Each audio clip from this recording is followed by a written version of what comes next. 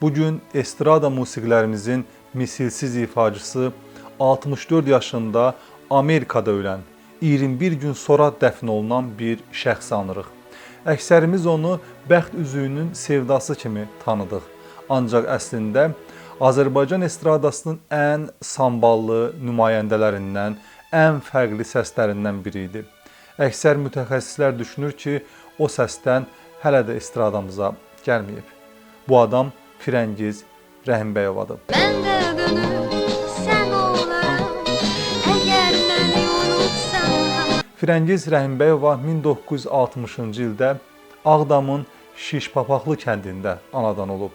Ailədə bir bacı, bir qardaş olan Firəngizin uşaqlıqdan incəsənətə həvəsi olub.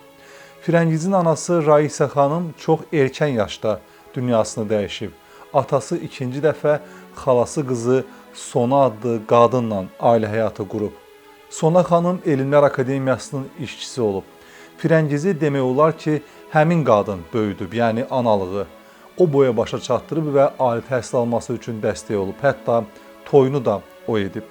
80-ci illərin sonlarında Firəngiz Azərbaycan çağdaş estradasının əsas üzvlərindən birinə çevrilir. Rafiq Babayev, Eldar Mansurov, Oktay Kazımov kimi bəstəkarlarla işləyən Firəngiz, əgər məni unutsan, bu sevgi, inanıram bu sevgiyə, bizim dağlar, ana torpaq, məhəbbətim gələcək, gülə-gülə, bəri bax, oğlan kimi məşhur biri-birindən gözəl, yadda qalan mahnılar ifa edir. Onun ən yadda qalan mahnıları da elə məhz Eldar Mansurovun bəstələri olur. Bir sıra filmlərdə aktrisa kimi özünü sınayan Rəhimbəyovaya ən böyük uğuru isə Bəxt üzüyü filmindəki Sevda rolu gətirir. Bu obrazdan sonra Azərbaycanlı tamaşaçılar onu daha çox sevməyə başlayır. Kişi deyirsən, özün götür. Götürürəm. Götür, Dedim götürürəm, götür, götür. Birinci ailə həyatı uğurlu olmayan müğənni müstəqillik dövrünün ilk illərində Amerikaya səfər edir. Amerikadan qayıdandan sonra o qəfildən həmişəlik Birləşmiş Ştatlara köçməyə qərarı verir. Azərbaycanı tərk edərək Amerikanın Los Angeles şəhərinə yerləşən Firəngiz 1999-cu ildə Amerikalı arxitektor Raymond Anthony ilə tanış olur. Onların övladı olmasa da Raymond Firəngizin qızı Rayanı öz qızı kimi qəbul edir və ona Rachel deyə müraciət edir. Uzun illər Birləşmiş Ştatlarda yaşayan Azərbaycanlı aktrisa və müğənni özü haqqında müsahibələrinin birində belə deyir. Mən təsadüfən Amerikada deyiləm. Ailəmlə qovuşmaq arzusu məni bura gətirib. Qohumlarım öz ailələri ilə uzun müddətli Amerikada yaşayırlar. Amerikaya köçməzdən əvvəl 2 dəfə onların qonağı olmuşdum. Qayıtdıqdan sonra möhkəm, darıxdığımı hiss elədim. Nəhayət, çətinliklə də olsa qərar verdim ki, ailə bir arada olmalıdır və getdim. Burada hazırki həyat yoldaşımla qarşılaşdım. Siz də məni anlayırsınız ki, sevərkən və öz ailənə dəyər verərkən ikinci dərəcə şeyləri qurban verməyi bacarmaq lazımdır. Firəngiz bununla da sənətini, Azərbaycandakı karyerasını Amerikaya qurban verir. Təbii, yəqin ki, buna görə onu hazırda qınayan çox az adam tapılar. Yəni, Azərbaycanda yaşayıb karyerasının üstündə əsən çox aktrisa oldu ki, onlar xoşbəxt ola bilmədilər. O həmçinin qeyd edir ki, o bu addımı həm də bir Azərbaycan qadını olaraq verib. Unutmayın ki, mən Azərbaycanlıyam və Azərbaycan qadınının ən yaxşı ənənələri ilə tərbiyə olunmuşam. Gənc və gözəl bir qadın kimi 100 dəfə özümə karyera qura bilərdim. Lakin ailəm və mənə doğma olan kişi mənim üçün daha önəmli idi. İndi gözəl və ağıllı bir qız böyüdüb ərə verdikdən sonra öz yaradıcılığımla məşğul olmağa mənəvi haqqım çatır. Hazırda elə bununla məşğulam və həyat yoldaşım da mənə hər cür dəstək verir. İnanın ki, mən yaradıcılıqla pul qazanmaq üçün məşğul olmuram. Yaradıcılıq mənim mahiyyətimdir. Razılaşın ki, xoşbəxt bir ailə qurmaq üçün də heç də az istedad tələb olunmur. Aktrisa onu da etiraf edir ki, Azərbaycana çox bağlıdır və doğma şəhərini, Bakını tez-tez yuxuda görür. Qarşılaşdın mənimlə,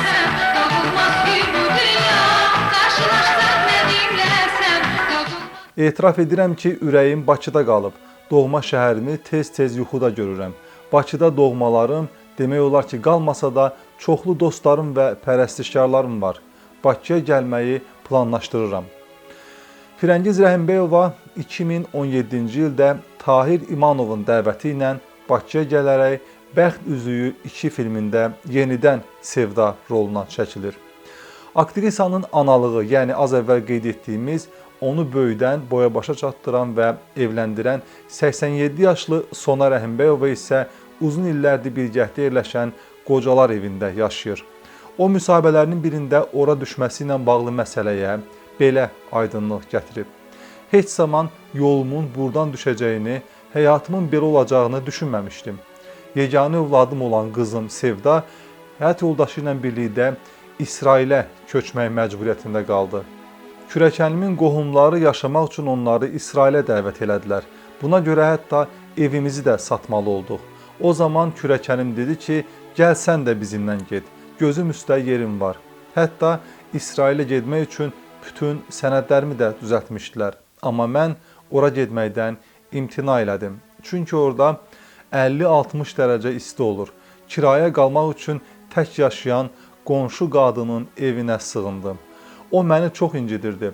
Aldığım pensiya ilə məni saxlayırdı, hətta qızımın göndərdiyi pulları da mənimsəyirdi. Firəngiz mənim ikinci həyat yoldaşımın övladıdır. Ona və qardaşına da mən baxmışam. Onun toyunu mən eləmişəm. Onun üçün darıxıram. Müğənninin Raya adlı bir qızı, 2 nəvəsi var. Aktrisa Azərbaycana qayıdaraq yaradıcılıqla məşğul ola bilərsinizmi sualına belə cavab vermişdi.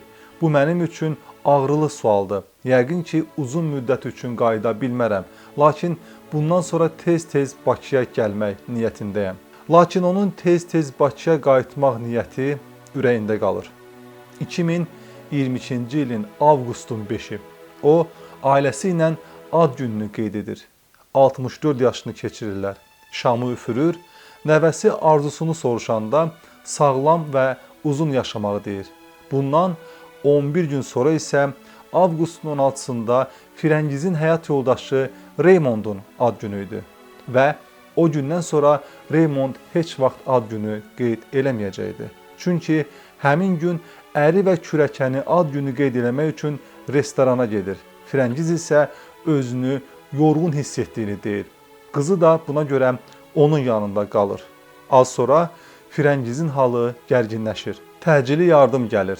Təcili tibbi yardım deyir ki, o infarkt keçirib. Lakin narahat olmasın, sağalacaq. Onu xəstəxanaya aparanda elə yoldaca təcili yardım maşınında dünyasını dəyişir. Firəngiz məhz həmin gün ürək tutmasından ölür. Lakin o bu hadisədən 3 həftə, yəni 21 gün sonra sentyabrın 6-sında dəfn olunur. Qızı Rachel anasının dəfninin 3 həftə sonra baş tutmasını belə izah edir. Az əvvəl qeyd etdiyimiz kimi qızının adı Rayadır, sadəcə atasının, atalığının müraciətindən ona Rachel deyirlər. Qəfil ölüm idi deyə sənəd işləri uzun çəkdi. Onun həkimi şəhərdə olmadığı üçün tamamilə başqa xəstəxanada, başqa həkimin iş saatında ölmüşdü. Ölüm sənədini təsdiqləmək xəstəxanalar arasında sənədləşdirmənin uzanması dəfn vaxtının uzanmasına səbəb oldu. Həm də heç birimiz bu ölümə hazır deyildik. Onu harda dəfn edəcəyimiz belə bilmirdik. Yaşlı və ya xəstə insan olanda ən azından əvvəlcə bu haqda düşünürsən. Amma anamın qəfil ölümü heç ağlımdan belə keçmirdi. Bizim ailəmizdə heç vaxt heç kəs ölməmişdi. Bu ilk ölüm idi.